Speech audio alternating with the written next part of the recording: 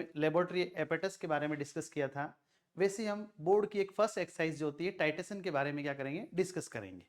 ठीक है, इसको कौन कौन से इसमें एपेटस हमें रिक्वायर्ड होते हैं मैं वन बाय वन आपको क्या करूंगा यहाँ पर बताता जाऊंगा, जिससे आपको क्या होगा, समझ में आ जाएगा। मैं पहले थोड़ा सा आपको इंट्रोडक्शन बता देता हूँ कि किस प्रकार से हमें टाइटेशंस जो है कैसे लिखना है, कैसे काम अपने को कॉपी में करना है।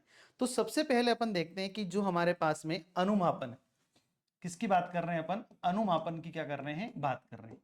अनुमापन एक जो होता है, इसका जो प्रैक्टिकल जो होता है 30 नंबर के प्रैक्टिकल में ये कम से कम 10 से 11 नंबर की एक्सरसाइज होती है।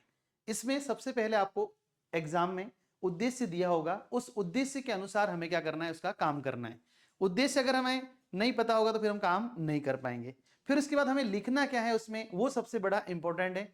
कॉपी के अंदर हमें क्या करना है कि उद्देश्य वापस लिखना नहीं, रिपीट नहीं करना है, हमें आंसर्स करके क्या करना है, उसको लिखना स्टार्ट करना है। सबसे पहले हम लिखेंगे उसमें सूचक। ठीक है, जो आपको दे रखी है एक्सरसाइज उसके अकॉर्डिंग आपको सूचक क्या करना है, उसमें मेंशन करना है। फिर इसके बाद हम आएंगे कहां पर, सिद्धांत पर आएंगे। सबसे पहले हमने अनुमापन में उद्देश्य आपको दे रखा है, उसके बाद अपन क्या लिखेंगे, सूचक, जिसको इंग्लिश में अपन बोलते हैं इंडिकेटर लिखते हैं। फिर इसके बाद में हम चलते हैं आगे की तरफ बढ़ते हैं, तो हम बात करते हैं सिद्धांत की, बात करते हैं किसकी बात करते हैं, सिद्धांत, कि ये कौन किस प्रकार का टाइटेशन है, किस प्रकार का अनुमापन है, उसके बारे में आपको बताना है।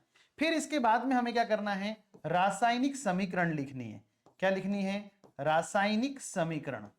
रासायनिक समीकरण के अंदर क्या करना है आपको, कौन कौन सी समीकरण लिखनी है, तो उसकी एक मुख्य समीकरण लिखनी है और एक आयनिक समीकरण लिखनी है।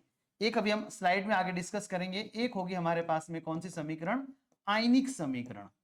इस आयनिक समीकरण के बाद में हम आगे की तरफ बढ़ेंगे तो हम बनाएंगे प्रेक्षण सारणी, जिसको हम बोलते हैं ऑब्जर्वेशन टेबल। फिर ऑब्जर्वेशन प्रेक्षण सारणी के बाद में ये हमने जस्ट लिखा क्या, प्रेक्षण सारणी। इस प्रेक्षण सारणी के बाद में हम आगे की तरफ अगर हम चलेंगे, प्रेक्षण सारणी के बाद में तो हम आते हैं टेबल बनाने के बाद में आएंगे हम गणना पर आएंगे। गणना जिसको अपन बोलते हैं कैलकुलेशन, जो इस प्रैक्टिकल का थोड़ा मेजर पार्ट होता है, क्योंकि आपको बोर्ड एग्जाम्स में कैलसी यूज करने देंगे, कैलकुलेटर आप यूज नहीं कर सकते हैं, आपको खुद को ही क्या करना है, फाइंड करना है।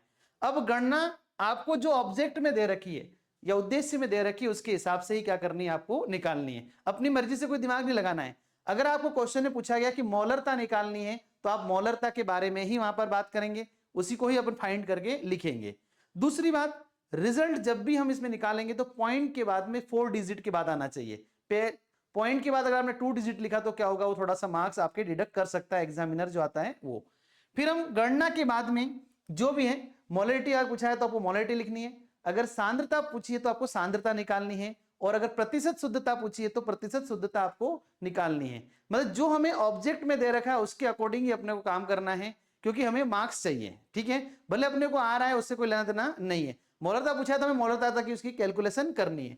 कैलकुलेशन करने के बाद परिणाम आता है, सबसे बड़ा इंपॉर्टेंट है परिणाम। इन जितनी भी चीजें मैंने आपको बताई, परिणाम, परिणाम में जैसे आपको सांद्रता पूछी है तो आपको सांद्रता की यूनिट लिखनी है ग्राम प्रति लीटर। प्रतिशतता पूछी है तो प्रतिशत का आपको सिंबल बनाना है, तो ही आपको वो क्या करेगा, मार्क्स देगा। ठीक है, यूनिट मस्ट है, और यूनिट अगर आप नहीं लगेंगे तो क्या होगा, थोड़ा सा क्या होगा, इसमें दिक्कत आ जाएगी। तो जैसे हम बात करते हैं, सिंपल सा है। एक पहली एक्सरसाइज में आपको थोड़ा सा बताता हूं जो हमारे पास में स्लाइड में है, देखते हैं समझते हैं। ये हमारे पास में प्रयोग संख्या 1 है। उद्देश्य बोतल बी में दिए गए, ठीक है, पोटेशियम परमैंगनेट। पोटेशियम परमैंगनेट जो होता है कि सांद्रता ग्राम प्रति लीटर में ज्ञात कीजिए। आपको बोतल ए में m/30 ग्राम प्रति लीटर सांद्रता का फेरस अमोनियम सल्फेट का मानक विलयन दिया गया है। यह आपका ऑब्जेक्ट है। अब इसमें हमें ध्यान रखना है कि ये सांद्रता पूछी, पोटेशियम परमैंगनेट की सांद्रता आपको ज्ञात करनी। तो हमारे पास में इस एक्सरसाइज को करने के लिए कौन कौन से एपेटस जो रिक्वायर्ड होते हैं और किस प्रकार से इसको अपन करते हैं, पहले वो अपन देखते हैं, फिर मैं आपको इसको आगे की तरफ क्या करता हूं, बढ़ाता हूं। कि जैसा हमने देखा इसमें कि सबसे पहले आपको बताया था फर्स्ट लेक्चर में कि टाइटेशन जो है अनुमापन का फर्स्ट लेक्चर देखा था, उसमें हमने बेसिक एपेटस के बारे में डिस्कस किया था। फिर उसमें हम देखते हैं, सबसे पहले हम आते हैं, ये है हमारे पास में क्या, ब्यूरेट स्टैंड। ये हमारे पास में क्या है, एक ब्यूरेट स्टैंड है। इस ब्यूरेट स्टैंड पे हम क्या लगाएंगे, ब्यूरेट लगाएंगे। जो ब्यूरेट हमारे पास में है ये है, जैसा आपको हमने फर्स्ट वीडियो में, फर्स्ट लेक्चर में आपको बताया था। इस ब्यूरेट को ऐसे क्लैंप करके यहां पर लगा दिया अपन ने, ये इस प्रकार से अपन ने यहां पर लिखा। फिर हम क्या करेंगे इसमें, नेक्स्ट लेते हैं इसमें फनल लेते हैं। ये फनल हम क्या करेंगे, यहां पर सॉल्यूशन फिलअप करने के लिए क्या करेंगे, अपन काम में लेंगे। फिर हम चलते हैं, एक सॉल्यूशन है जो हमने लिया, कौन सा है, KMnO4 है। कौन सा सॉल्यूशन है ये, KMnO4 सॉल्यूशन जो होता है वो हम काम में लेते हैं। फिर हमारे पास में एक सॉल्यूशन और होता है जिसको हम बोलते हैं फेरस अमोनियम सल्फेट, वो भी हम क्या करेंगे इसमें काम में लेंगे। अब फेरस अमोनियम सल्फेट जो होता है उसको हम कैसे काम में लेंगे करेंगे इसमें देखेंगे, ठीक है। जैसा कि मैंने बताया भी आपको, अपन ने कौन सा सॉल्यूशन लिया, ये KMnO4। KMnO4 जो होता है इसका रंग कैसा होता है, बैंगनी या पर्पल कलर का होता है, ये विलेन लिया। इसके बाद में हम सेकंड एक सॉल्यूशन लेंगे जो कौन सा आता है, फेरस अमोनियम सल्फेट। ये हमने लिया ferrous ammonium sulphate. Ferrous ammonium sulphate आपने एक कॉम्प्लेक्स कंपाउंड है, संकुल यौगिक पढ़ा है, उसके अंदर एक द्विक लवण का उदाहरण है, किसका, डबल सॉल्ट का क्या है, एग्जाम्पल है। तो इसका आपको फॉर्मूला अच्छे से क्या होना चाहिए, पता होना चाहिए। अभी हम डिस्कस भी करेंगे और आप लोगों से पूछेंगे भी सही, तो किस प्रकार से हमें क्या करना है, इसको काम में लेते हैं। फिर हमारे पास में आता है एक पीपेट, ये रहा। ये पीपेट जो आपको बताया गया था फर्स्ट लेक्चर के अंदर, बताया गया था कि 20 ml का पीपेट है, ये हम यहां पर कैरी करते हैं। फर्स्ट ऑफ ऑल क्या करेंगे हम, जैसे हमारे पास में ये है ब्यूरेट लिया अपन ने, तो इसको अपन क्या करेंगे, वाटर से क्या करेंगे, इसको एक बार वॉश कर देंगे। वाटर से वॉश करके क्या करेंगे अपन, सिंपल सा इसको वॉश करने के लिए अपन क्या करते हैं, यहां पर जैसे यहां लिया है अपन ने ये, अगर हम प्रैक्टिकल कर रहे हैं इसमें और कोई इंप्योरिटी हो जाए तो ये हमारे पास में क्या है, कॉनिकल फ्लास्क है। इस कॉनिकल फ्लास्क को अपन ने यहां पर क्या कर दिया, वापस इसको सिरिंज कर दिया, रिंज कर दिया मतलब खाली कर दिया।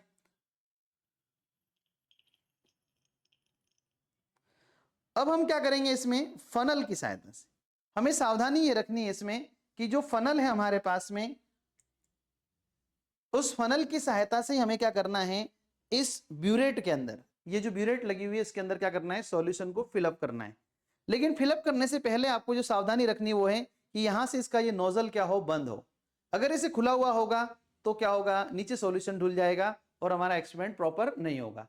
ये हमें थोड़ा सा धीरे धीरे क्या करना है, इसको फिलअप करना है, ढूले नहीं।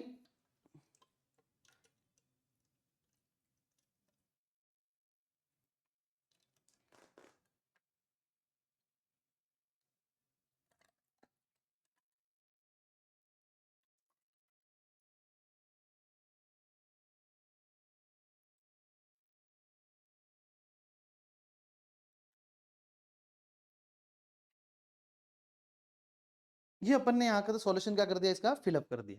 अब सॉल्यूशन फिलअप करने के बाद में आपको इसको 0 पर सेट करना है। अभी 0 नहीं है ये अभी इसका ये पार्ट क्या हो रहा है, खाली रह रहा है। तो इसको क्या करेंगे अपन, यहाँ से इस नोजल को ओपन करके क्या कर देंगे, ओपन करके अपन इस प्रकार से इसको थोड़ा सा 0 पर क्या करेंगे, सेट करेंगे।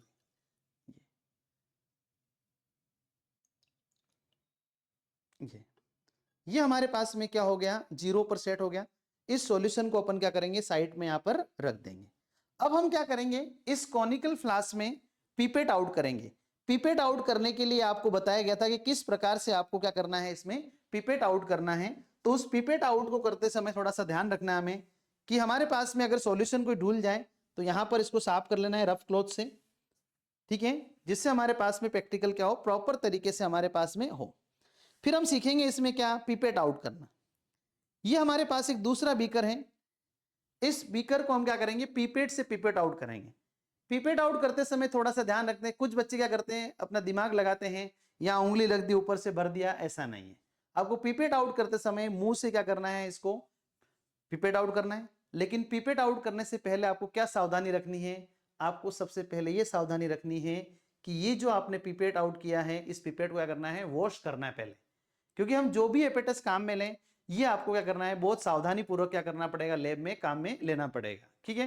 क्योंकि दूसरा बेस भी आपसे पहले करके गया हो, कोई बच्चा करके गया हो, तो आपको पिपेट आउट को क्या करना है, सबसे पहले वॉश करना है, इसके बाद में आपको क्या करना है, काम में लेना है।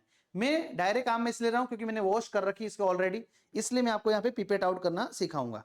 ये मैंने रखा है यहाँ पर, ये बिल्कुल आपको ऐसे,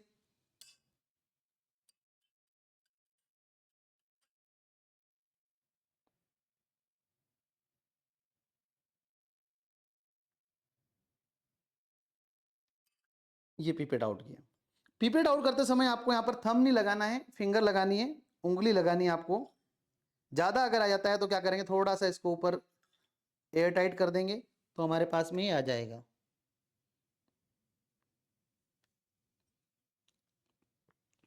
ये हमने इसको रिंग तक क्या कर लिया, फिलअप।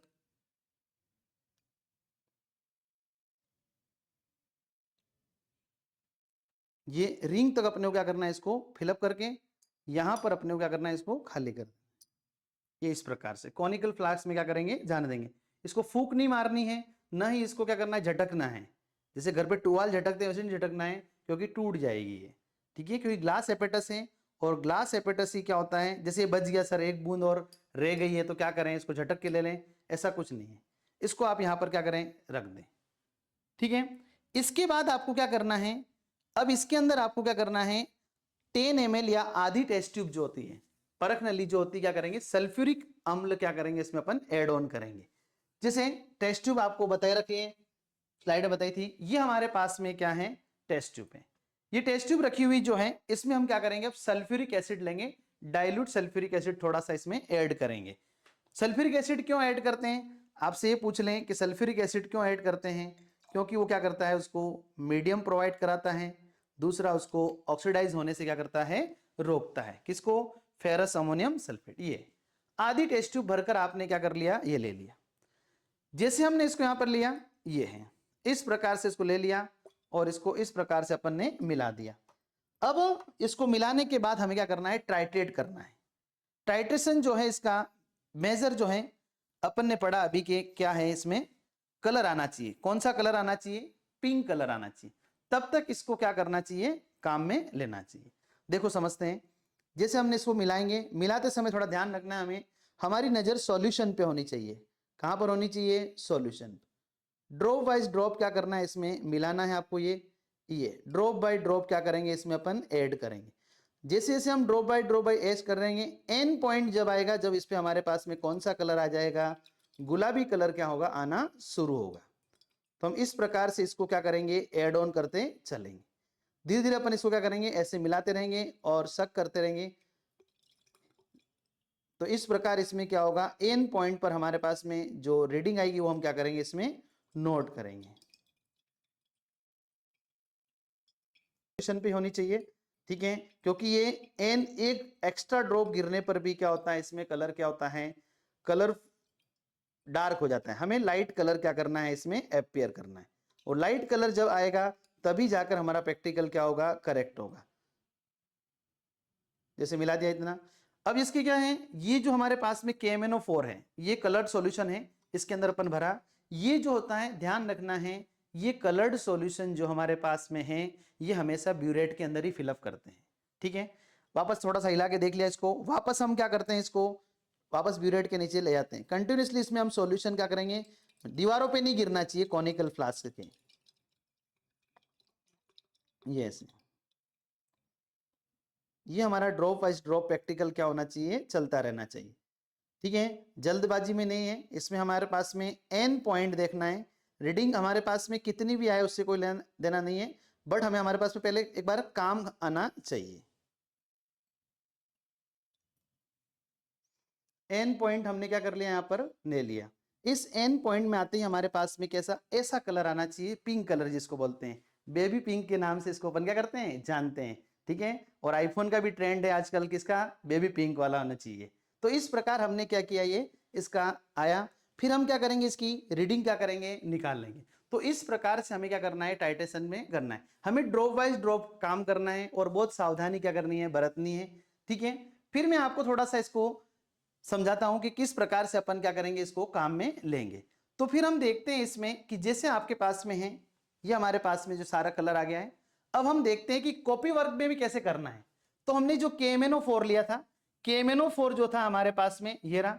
ये KMnO4 हमारे पास में क्या है, सूचक है, स्वयं सेल्फ इंडिकेटर है, खुद ही एक क्या कर रहा है, इंडिकेटर। इंडिकेटर क्या काम करता है, बाइक और गाड़ियों कारों में इंडिकेट करता है कि किस डायरेक्शन में आपको जाना है। तो मैं मेनली काम ये कि रिएक्शन कंप्लीट होने पर क्या होगा, हमारे पास में कलर क्या हो गया, अपीयर हो गया।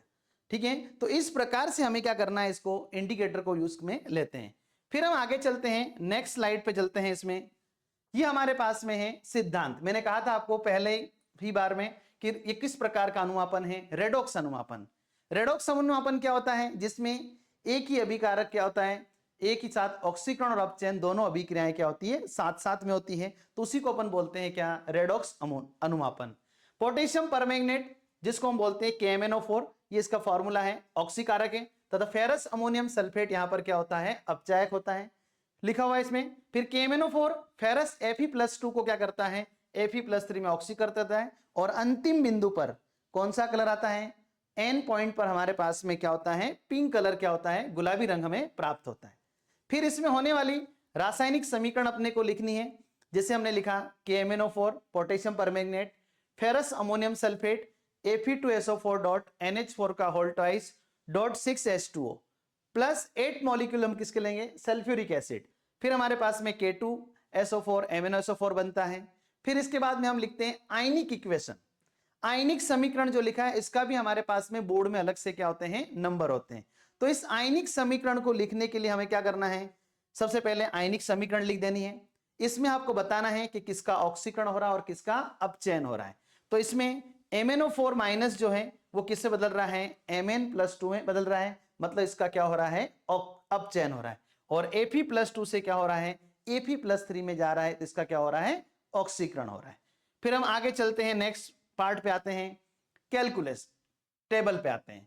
प्रेक्षण सारणी मैंने बताया था आपको, ऑब्जर्वेशन टेबल जिसको अपन बोलते हैं क्या, प्रेक्षण सारणी कहते हैं। उसमें लिखना क्या क्या है, उसमें कौन कौन से कॉलम हमारे होने बहुत जरूरी होते हैं।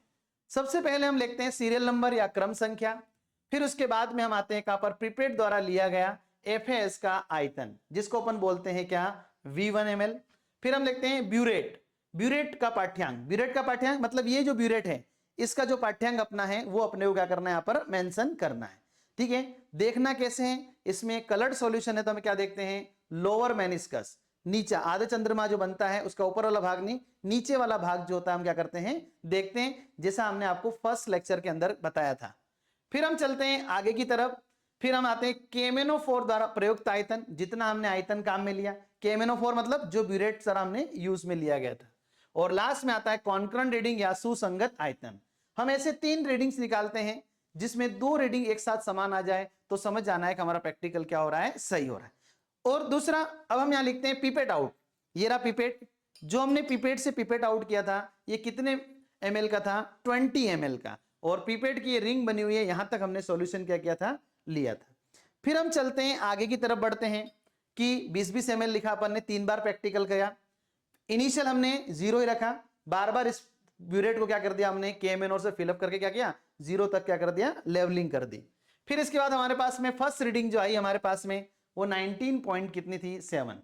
फिर हमारे पास में सेकंड रीडिंग आई कितनी, 19.6। फिर थर्ड रीडिंग कितनी आई हमारे पास में, 19.6।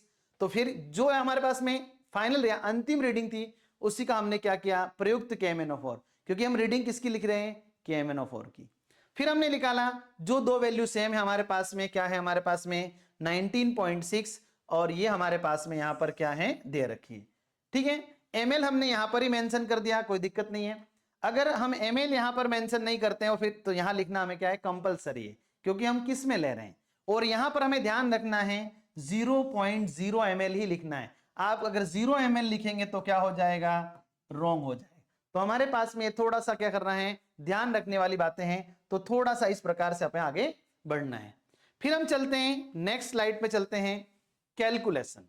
इस प्रैक्टिकल का मेजर पार्ट भी कह सकते हैं। हमने यहां लिखा M1V1 इज इक्वल टू क्या लिख रखा है, 5M2V2। हमें किसकी कैलकुलेशन क्या निकालना है, ऑब्जेक्ट में हमें दे रखा है कि KMnO4 विलयन की क्या करेंगे, पहले अपन मोलरता निकालेंगे, फिर हम इसकी क्या निकालेंगे, सांद्रता निकालेंगे, क्योंकि हमें ऑब्जेक्ट में दे रखा है कि हमें क्या चाहिए, कंसंट्रेशन चाहिए।